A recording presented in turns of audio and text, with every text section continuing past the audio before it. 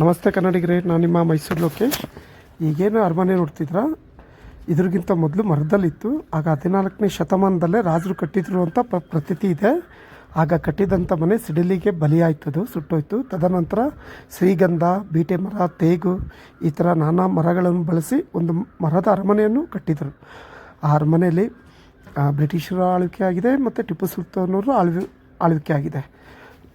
Okay, ಆಮೇಲೆ ದಸರಾ ಇರ್ಬೋದು, ಬೇರೆ ಬೇರೆ ಕಾರ್ಯಕ್ರಮಗಳಿರ್ಬೋದು, ತುಂಬ ವಿಜೃಂಭಣೆಯಿಂದ ಮರದ ಅರಮನೆಯಲ್ಲಿ ನಡೀತಿದ್ವು ಆಗಿನ ಕಾಲದಲ್ಲೇ. ಅದು ತುಂಬ ಫೇಮಸ್ ಆಗಿತ್ತು ಹಳೆಯ ಕಾಲದಲ್ಲಿ. ಅದು ಶೈಲಿನೇ ಡಿಫ್ರೆಂಟ್ ಆಗಿತ್ತು, ತುಂಬ ಅದ್ಭುತವಾಗಿತ್ತು ಅರಮನೆ. ಆಗ ಬರದ ಒಂದು ಕೆಟ್ಟ ಸನ್ನಿವೇಶ ನಡೆದೋಯ್ತು. ಏನಂದರೆ, ನಮ್ಮ ನಾಲ್ವಡಿ ಒಡೆಯರಿದ್ರು ಗೊತ್ತಾ, ಅವರಿಗೆ ಒಬ್ಬರು ಅಕ್ಕ ಇದ್ದರು, ಜಯಲಕ್ಷಮಣಿ ಅಂತ. ಅವರ ಮದುವೆ ಸಂಭ್ರಮ ನಡೀತಿತ್ತು ಆ ಅರಮನೆಯಲ್ಲಿ.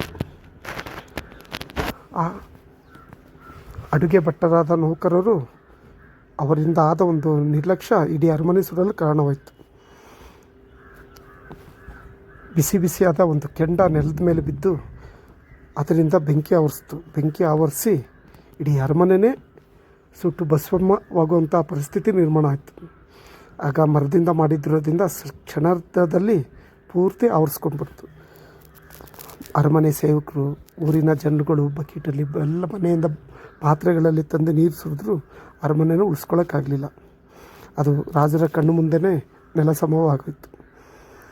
ತದನಂತರ ನಮ್ಮ ರಾಣಿ ಕೆಂಪನಂಜಮ್ಮಣ್ಣಿಯವರು, ಇಲ್ಲ ನಾನು ಇನ್ನೊಂದು ಅರಮನೆ ಕಟ್ಟಲೇಬೇಕು ಅಂತ ಯೋಚನೆ ಮಾಡ್ತಾರೆ. ಒಂದು ಅರಮನೆ ಕಟ್ಟಲೇಬೇಕು ಅಂತ ಯೋಚನೆ ಮಾಡಿ ಬ್ರಿಟಿಷ್ ಇಂಜಿನಿಯರ್ ಆಗಿದ್ದ ಹೆನ್ರಿ ಇರ್ವಿನ್ ಅವ್ರನ್ನ ಕರೆಸಿ ಒಂದು ಒಳ್ಳೆ ಅರಮನೆ ಕಟ್ಟಿ ಕೊಡುವಂತೆ ಬೇಡ್ಕೊಳ್ತಾರೆ. ಆಗ ಆ ಇಂಜಿನಿಯರು 1897ರಲ್ಲಿ ಸ್ಟಾರ್ಟ್ ಮಾಡಿ ಅರಮನೆ 1912ರಲ್ಲಿ ಅದನ್ನು ಕ್ಲಿಯರ್ ಮಾಡಿಕೊಡ್ತಾರೆ.